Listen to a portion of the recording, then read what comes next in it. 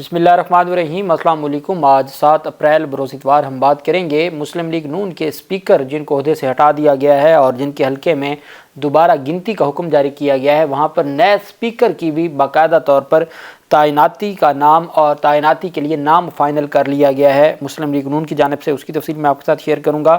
ایک پورے صوبے کی 8 فروری کے انتخابات اور اب کل 2 مہینے ہو جائیں گے، 8 اپریل ہو جائے گی اور ابھی تک کابینہ تشکیل نہیں دی جا سکی۔ بغیر کابینہ کے اگر ہم مصطفیٰ امپیکٹس کیس پڑھیں سپریم کورٹ آف پاکستان کا، تو سپریم کورٹ کہتی ہے کہ گورنمنٹ کی جو اگر ہم ڈیفینیشن پڑھیں تو اس سے مراد وزیر اعلیٰ اور اس کی کابینہ ہے۔ ایک صوبہ بغیر حکومت کے، بغیر گورنمنٹ کے 2 ماہ سے وہاں ہے اور ابھی تک کابینہ تشکیل نہیں ہوئی، اور اب بھی عید کے بعد کی بات کی جا رہی ہے، اس کے اوپر بھی ہم بات کریں گے۔ اور مشکلات پیدا ہونا شروع ہو گئی ہیں پنجاب حکومت کے لیے، اور سب سے پہلے کسانوں نے ایک بڑی تحریک اور احتجاج کا اعلان کر دیا ہے حکومت کے خلاف۔ اس کی تفصیل بھی میں آپ کے ساتھ شیئر کروں گا۔ سب سے پہلے ہم بات کر لیتے ہیں راولپنڈی ڈیولپمنٹ اتھارٹی کی جانب سے بحریہ ٹاؤن کے خلاف ایک کارروائی شروع کی گئی ہے۔ اس کی تفصیل آپ کے ساتھ میں شیئر کرتا ہوں۔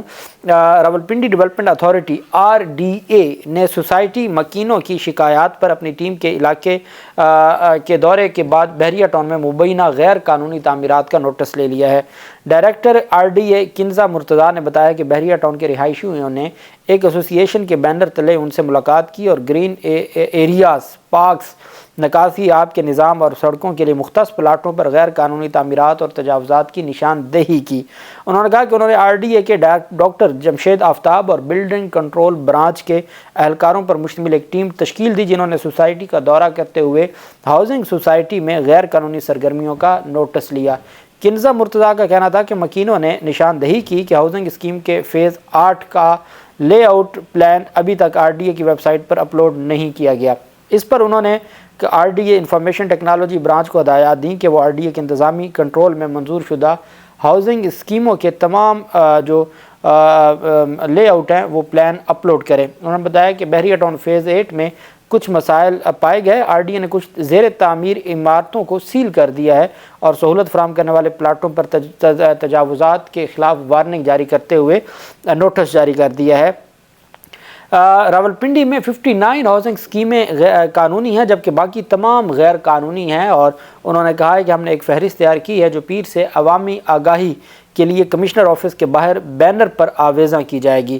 اندازہ لگائیں کہ سینکڑوں جو آپ دیکھ لیں سوسائٹیز وہ ساری غیر قانونی ہیں، اور بدقسمتی سے یہ بات سپریم کورٹ آف پاکستان میں بھی کی گئی تھی کہ جہاں جو زرعی زمینیں ہیں وہاں وہ ساری تباہ کر کے بلڈنگز کھڑی کی جا رہی ہیں۔ لاہور اگر آپ جائیں ملتان روڈ پہ تو آپ کو وہ پھول نگر سے آگے تک جو ہے وہ ساری کی ساری سوسائٹیز ملتی ہیں۔ یہاں آپ جائیں تو شیخو پورہ کو ساتھ ملا لیا ہے، ادھر آپ جائیں تو مرید کے ساتھ، اتنی بدقسمتی ادھر واگا بارڈر تک۔ تو یہ پورا ایک سسٹم بن چکا ہے، قصور اور لاہور مل گئے ہیں، درمیان میں ساری سوسائٹیز بن گئی ہیں۔ یہ رائے ونڈ روڈ پر تمام سوسائٹیز بن گئی ہیں اور جو زرعی زمینیں تھیں ان کو تباہ و برباد کر دیا گیا ہے، اور ہماری عدالتیں بھی ایکشن لیتی ہیں، پھر لمبی تاریخ غیر معینہ مدت کے لیے ملتوی کر دیتی ہیں۔ اور یہ افتخار چودھری اور پھر ثاقب نثار کے دور سے ہم سنتے آ رہے ہیں کہ زرعی زمینوں پر سوسائٹیز نہیں بنانے دی جائیں گی، اور اس کے اوپر سو موٹو لیے گئے، کارروائی کی گئی، لیکن کچھ بھی نہ ہوا۔ آج بھی ویسے کہ ویسے، اور ابھی آپ نے سنا ہوگا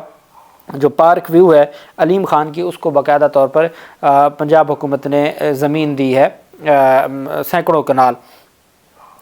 دوسری طرف جو معاملہ سامنے آیا ہے وہ کراچی کے طرز پر ایک اجلاس ہوا chief justice Sindh high court کی زیر صدارت، اور اس میں کچھ فیصلے کیے گئے۔ چونکہ بہت زیادہ لاقانونیت بڑھ رہی ہے سندھ میں، اور کچے کے علاقے میں جو ڈاکوؤں کا معاملہ ہے، کراچی کے اندر جو مسائل ہیں، اور پولیس کے خلاف MQM کی جانب سے بھی بار بار سٹیٹمنٹس دی جا رہی ہیں، اور وہ مطالبہ کر رہے ہیں کہ رینجرز کو پورے سندھ میں تعینات کیا جائے۔ رینجرز جو DG رینجرز سندھ ہیں، انہوں نے امن و امان کے اجلاس میں chief justice Sindh high court کی سربراہی میں جو اجلاس تھا اس میں بھی یہ بات کی ہے۔ سندھ ہائی کورٹ میں صوبے میں امن و امان سے متعلق اجلاس ہوا جس میں چیف جسٹس عقیل احمد عباسی نے حکام سے 15 دن میں امن و امان سے متعلق رپورٹس طلب کر لیں۔ چیف جسٹس نے ہدایت کی کہ کوئی کتنا طاقتور کیوں نہ ہو، رعایت نہ برتی جائے، امن و امان خراب کرنے والے جتنے بھی طاقتور ہوں انجام تک پہنچایا جائے۔ اجلاس کے بعد IG سندھ غلام نبی میمن نے بتایا کہ سندھ ہائی کورٹ میں امن و امان اجلاس میں اسٹریٹ کرائمز، سیف سٹی اور کچے کے ڈاکوؤں کا مسئلہ ایجنڈے میں تھا۔ چیف جسٹس نے بریفنگ لی اور ہدایات جاری کی۔ آئی جی سندھ کے مطابق عدالتی احکامات پر جو عمل درآمد ہوا اس پر بھی بریفنگ دی گئی اور کراچی میں اسٹریٹ کرائمز روکنے کے لیے گشت بڑھانے پر بات ہوئی۔ انہوں نے کہا کہ فوجداری نظام انصاف میں کئی چیزوں کو بہتر کرنے کی ضرورت ہے۔ اجلاس میں ہم نے اپنی گزارشات رکھی اور تجاویز دیں۔ ان کا کہنا تھا کہ اجلاس میں تفتیش کے حوالے سے اہم نکات پر گفتگو کی گئی ہے۔ یقینی بنایا جائے گا کہ جھوٹے مقدمات نہ بنے اور اس طرح بوجھ بھی کم ہوگا عدالتوں پہ۔ اجلاس میں D G Rangers, I G Sindh, S S P Ghotki, D I G Larkana اور دیگر حکام نے شرکت کی۔ وہاں پر جو ایک بڑا مطالبہ سامنے آیا حالات کو مد نظر رکھتے ہوئے ڈی جی رینجرز سندھ کی جانب سے، انہوں نے کہا کہ کراچی کے طرز پر اندرون سندھ میں بھی ہمیں پولیس والے اختیارات دیں اور ہم یہ تمام کا تمام جو یہ گند ہے ڈاکوؤں کا اور اس طرح کی جو لا قانونیت ہے یہ ہم ختم کر کے دکھائیں گے۔ اس پر ڈی جی رینجرز نے کہا کہ رینجرز کو کراچی کے طرز پر اندرون سندھ میں بھی اختیارات دیے جائیں، کراچی میں دہشت گردی کے خلاف جو اختیارات ملے تھے وہی دیے جائیں۔ اس کے اوپر یہ بھی بات اٹھی کہ پہلے کراچی کے حالات بہتر کر لیے جائیں، جو وہاں پر اسٹریٹ کرائمز ہیں ان کو بہتر کر لیا جائے، چونکہ کراچی کی حد تک تو اختیارات موجود ہیں اور اگر کراچی میں بھی امن و امان نہیں آ رہا اور وہاں پر پولیس والے بھی اغوا میں ملوث ہیں، بھتہ خوری میں ملوث ہیں، وہاں پر ڈکیٹیاں بھی ہو رہی ہیں، بدقسمتی سے ہر تیسرے دن ایک نوجوان کی جان چلی جاتی ہے کہ وہ مزاحمت کرتا ہے ڈکیٹی اور اس کو قتل کر دیا جاتا ہے، تو پہلے کراچی کے حالات یا تو کراچی کو مثالی بنا دیا جائے اور پھر اس کے بعد سندھ پولیس کہے یا باقی کوئی کہیں جی کہ ہم اندرون سندھ میں بھی حالات بہتر کریں گے، تو یہ بڑی ذمہ داری عائد ہوتی ہے کہ حفاظت کی جائے اور ہر صورت آئین اور قانون کے مطابق چیزوں کو دیکھا جائے۔ اب دیکھنا یہ ہے کہ یہ سارے معاملات کس طرف جاتے ہیں۔ دوسری طرف جو اہم پیش رفت سامنے آئی ہے وہ ہے بلوچستان اسمبلی کا معاملہ۔ کابینہ عید الفطر کے بعد بنانے کا کہا گیا ہے ترجمان حکومت بلوچستان۔ ابھی حکومت ہے ہی کوئی نہیں۔ میں نے آپ کو بتایا ہے کہ مصطفیٰ امپیکس کیس میں سپریم کورٹ نے کہا کہ حکومت سے مراد وزیر اعظم اور اس کی کابینہ ہے، صوبوں میں وزیر اعلیٰ اور اس کی کابینہ ہے، وہ حکومت کہلائے گی۔ اب ترجمان بلوچستان حکومت نے کہا کہ کابینہ کی تشکیل کے فارمولے پر اتحادیوں میں اتفاق کی رائے موجود ہے۔ وزیر اعلیٰ بن گیا پیپلز پارٹی کا جو سابق نگران وزیر داخلہ ہے اور وہ بعد میں وزیر اعلیٰ بھی بن گیا۔ ہمارے ملک میں کوئی قانون اور انصاف کا کے اوپر عمل درآمد تو ہے نہیں کہ نگران کیسے عہدہ لے سکتا ہے، وہاں کوئی وزیر داخلہ بن کے بیٹھا ہے، وہاں کو کسی عہدے پر بیٹھا ہے اور یہ سلسلہ جاری ہے۔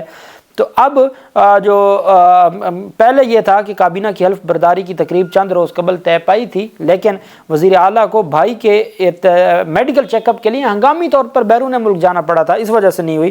اب کہا جا رہا ہے کہ جی عید کے بعد ہوگی۔ اصل میں اب ان کے معاملات یہ ہیں کہ جو اتحادی ہیں ان کی آپس میں اتفاقی رائے نہیں ہو رہی اور معاملات بہتر نہیں ہو رہے اور کسی ایک ایجنڈے پر اکٹھے نہیں ہو رہے، جس کی وجہ سے یہ مسائل بنتے جا رہے ہیں۔ دوسری طرف جو اہم پیش رفت سامنے آئی ہے وہ ہے گندم کے کسانوں کی جانب سے چیئرمین کسان اتحاد چودھری خالد حسین باٹھ نے کہا ہے کہ گندم کی امدادی قیمت کم مقرر کرنے کے بعد عید کے بعد پورے پنجاب کے کسان بھرپور احتجاج کریں گے۔ کسان اتحاد نے اپنے بیان میں کہا کہ حکومت نے گندم کی امدادی قیمت 3900 روپے فی من مقرر کی ہے، جو بہت کم ہے۔ گزشتہ سال کی سپورٹ پرائس بھی 4000 روپے تھی، اب تو پیداواری لاگت بھی بڑھ چکی ہے۔ چیئرمین کسان اتحاد نے کہا کہ کھادیں، یوریا، ڈی اے پی، بجلی اور ڈیزل سمیت تمام چیزوں کو کسانوں کو بلیک میں دگنی قیمتیں وصول کی گئیں۔ زرعی مداخل دگنا سے بھی تجاوز کر چکے ہیں اور مہنگائی کے تناسب سے ریٹ مقرر کرنے کی بجائے حکومت نے گزشتہ سال کا ریٹ بھی اسی سال بھی لگایا۔ اور انہوں نے کہا کہ وزیر اعلیٰ پنجاب مریم نواز نے دعوے کیے تھے کہ میں خدمت کروں گی، لیکن افسوس ہے کہ وہ اپنے پہلے ہی دعوے میں ناکام ہو چکی ہیں۔ کسان دشمن اور ظالمانہ پالیسی بنائی ہے۔ ہمارا مطالبہ ہے کہ کم از کم 5000 روپے فی من گندم سپورٹ پرائز کا اعلان کرے۔ انہوں نے کہا کہ سندھ حکومت نے 4600 روپے گندم کی سپورٹ پرائز مقرر کی ہے، لیکن پنجاب کے کسانوں کے لیے ظلم کیوں کیا جا رہا ہے؟ عید الفطر کے بعد پورے پنجاب کے کسان احتجاج کریں گے اور ہم اپنا حق لے کے رہیں گے، چونکہ ہم نے اپنی جو کل جمع پونجی ہے وہ ہم نے لگا دی ہے اور اب ہم کسی صورت پیچھے نہیں ہٹیں گے۔ اوور بلنگ کے حوالے سے میں نے آپ کو کہا تھا کہ ایک اہم گرفتاری ہوئی ہے، اب اس میں اینٹی کرپشن نے بھی کارروائی شروع کر دی۔ وہ ایف آئی اے تھی، اب اینٹی کرپشن نے بھی بجلی چوری اور اوور بلنگ میں لیسکو اہلکاروں کے ملوث ہونے کے معاملے پر ایف آئی اے کے اینٹی کرپشن سرکل نے چیف ایگزیکٹو آفیسر لیسکو کو طلب کر لیا۔ سی ایس ٹی لیسکو اور S E C S E central circle Lahore کو بھی طلب کیا گیا ہے۔ لیسکو افسران کو 8 اپریل بروز پیر صبح 11 بجے F I a temper road کے دفتر میں طلب کیا گیا ہے۔ لیسکو کے اعلیٰ افسران کو لائن لاسز، بجلی چوری اور اوور بلنگ سے متعلق تمام ریکارڈ ساتھ لانے کی ہدایت کی گئی ہے۔ تینوں افسران کو طلبی کے notice F I a inspector نعیم سجاد کی جانب سے جاری کیے گئے۔ محسن نقوی نے بجلی چوری، لائن لاسز اور اوور بلنگ کی تحقیقات کا حکم دیا تھا اور اس کے اوپر ایک گرفتاری بھی ہوئی ہے اور گرفتاری کے بعد یہ کارروائی ہوئی ہے۔ میں نے آپ کو بتایا تھا کہ اسپیکر بلوچستان کو ہٹا دیا گیا ہے اور اسپیکر بلوچستان عبدالخالق اچکزئی، جو کیپٹن ریٹائرڈ عبدالخالق اچکزئی تھے مسلم لیگ نون کے، ان کے حلقے میں دوبارہ الیکشن کے فیصلے پر کا فیصلہ آیا تھا اور پہلے ان کی جو بطور ایم پی اے نوٹیفیکیشن کو معطل کیا گیا تھا، اب ان کا بطور اسپیکر بلوچستان اسمبلی بھی نوٹیفیکیشن معطل کر دیا گیا ہے۔ عبدالخالق اچکزئی کے حلقے میں 12 پولنگ اسٹیشنز پر دوبارہ الیکشن کروانے کا فیصلہ کیا تھا الیکشن کمیشن نے، اور الیکشن کمیشن آف پاکستان کے فیصلے کے بعد عبدالخالق اچکزئی کے بطور رکن صوبائی اسمبلی و اسپیکر بلوچستان اسمبلی کا نوٹیفیکیشن ختم کر دیا گیا ہے۔ اب مسلم لیگ نون نے اسپیکر بلوچستان اسمبلی کے لیے راحیلہ حمید درانی کا نام فائنل کر لیا ہے۔ راحیلہ حمید درانی مسلم لیگ نون کے اسپیکر ہیں اور ڈپٹی اسپیکر پاکستان پیپلز پارٹی سے یہ مکا سے یہ سارا معاملہ ہوا تھا۔ اب دیکھنا یہ ہے کہ یہ کب حلف اٹھاتی ہیں اور کب یہ سارا سلسلہ آگے بڑھتا ہے۔ اللہ پاک پاکستان کا حامی و ناصر ہو۔ بہت شکریہ۔ اللہ حافظ۔ پاکستان زندہ باد۔